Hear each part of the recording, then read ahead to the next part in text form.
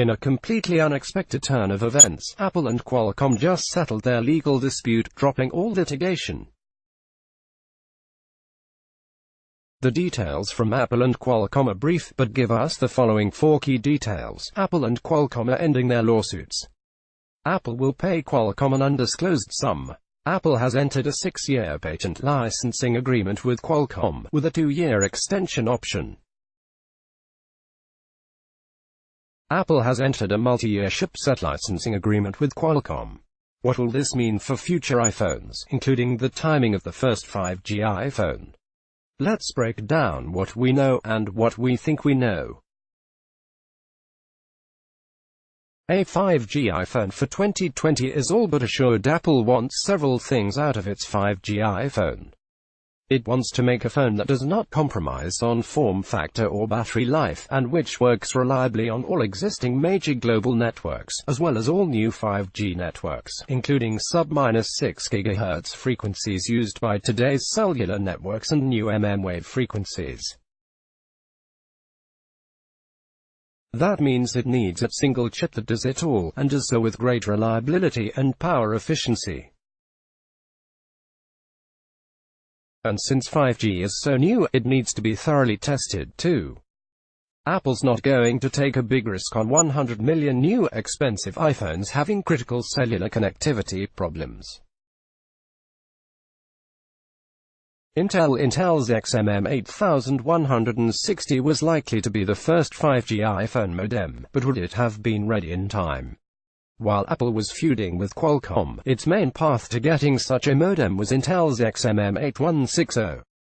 Development of that modem was recently accelerated, but there was some doubt about whether it would be ready in time for Apple's 2020 iPhone, let alone meet Apple's stringent power and quality requirements. With Apple entering into a new multi-year chipset licensing agreement with Qualcomm, we can assume that a 5G iPhone in 2020 is a no-brainer. Indeed, with its only major 5G phone modem customer lost, Intel announced that it is exiting the 5G modem business altogether. Qualcomm has 5G silicon on the market today in the form of its X50 modem, which admittedly is too power-hungry and limited in capability for Apple's needs. Qualcomm's second-generation 5G modem, the one that really meets Apple's needs, is the X55. It was announced earlier this year, with samples going to Qualcomm's partners in the first half of this year. The first phones, including the X55, should hit the market before the end of the year. Is a 5G iPhone possible this year? Without Qualcomm, we would have said a 5G iPhone in 2019 is impossible. No other cellular chipset manufacturer is even close to supplying a power-efficient, broadly compatible modem soon enough for Apple to begin mass production for a September or October launch date. But Qualcomm's X55? Maybe, just maybe. Qualcomm says its X55 modem is on schedule to sample to partners in the first half of this year, so they can begin integration and testing, which takes months or more. The very first phones using that modem will ship in the end of the year, Qualcomm says, with the bulk of them arriving in 2020. Qualcomm for Apple to get a 5G iPhone on the market late this year, it will likely need to integrate the Snapdragon X55 modem and Qualcomm's antenna module. That is right on the cusp of Apple's typical iPhone timeline. New iPhones are announced in September and usually ship later that month, though some models sometimes ship a little later, if, and this is a big if, part of the settlement between Apple and Qualcomm includes Apple getting first priority on the X55 modem, and if Apple is uncharacteristically aggressive about supporting new cellular network technologies, it's possible that there will be some sort of 5G iPhone in 2019, or maybe early 2020. Apple could make 5G only available as an option, or just in one model of iPhone this year, with a slightly delayed release date.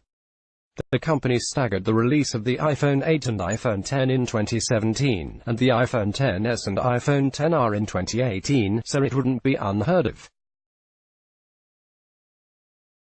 Still, we think the timing is just too tight and Apple wouldn't be that reckless with such a critical component. We think Apple will use Qualcomm's modems starting in 2020 and continue with its plans to use an Intel modem, probably the XMM 7660, this year. Remember, Intel is leaving the 5G smartphone modem business, not the 4G LTE market. Does Apple need a 5G iPhone by the end of 2019? Not for the US market. But some Asian markets are moving much more quickly to deploy 5G networks, and it will be tough for Apple to sell a premium, high-priced phone lacking 5G against other 5G-capable phones. Even in the US, we'll see a huge 5G marketing push from carriers in late 2019 and the first half of 2020. You'll be sick of hearing about 5G, trust me. For Apple to have number 5G offering at all until September or October of 2020 certainly wouldn't be the death of the company, but it wouldn't be a great look either. What about Apple's own modems? Apple is almost certainly working on its own cellular modems. Judging by its jobs listings, this project has been underway for some time. The settlement with Qualcomm makes two things clear. First, Apple can continue its development unhindered by massive legal troubles, and second, we won't see an Apple modem in an iPhone for a couple years. Apple and Qualcomm described their settlement as including a 6-year license agreement, including a 2-year option to extend, and a multi-year chipset supply agreement. That means Apple has agreed to license Qualcomm's actual chips for multiple years, though we don't know what multi-year actually entails. It definitely means at least 2. Simply agreeing to license Qualcomm's chips does not entirely preclude Apple from using its own chips, of course. The word exclusive isn't used in the press release, and without an exclusive arrangement, Apple could license Qualcomm's modems for some of its products and use its own or Intel's in others.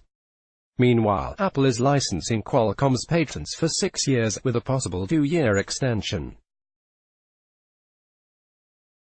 This clears the way for Apple's own modem development to proceed without running afoul of Qualcomm's patents. Without such an arrangement, you can bet that any product with an Apple-designed cellular modem would be immediately challenged in court and subject to possible injunctions. The Apple and Qualcomm settlement came as a huge shock to everyone watching the situation, and throws into disarray our predictions for the cellular capabilities of future iPhones. We won't really know anything for sure until Apple steps on stage to announce new iPhones this fall, but we can't wait to see what's next. To comment on this article and other Macworld content, visit our Facebook page or our Twitter feed. Let's block ads. Why?